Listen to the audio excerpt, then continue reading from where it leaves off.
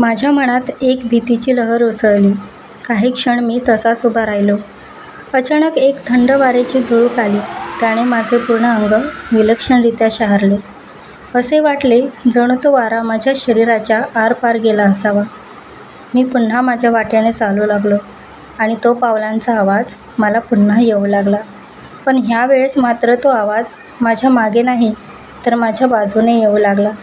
मी आजूबाजूला पाहिले, कोणीच नव्हते. फक्त अंधार आणि ती शांतता जी की मला आता भयानक वाटू लागली होती. आता मात्र मी खूप घाबरलो आणि जीव मुठीत घेऊन पळू लागलो. तर माझ्यासोबत तेही धावू लागले.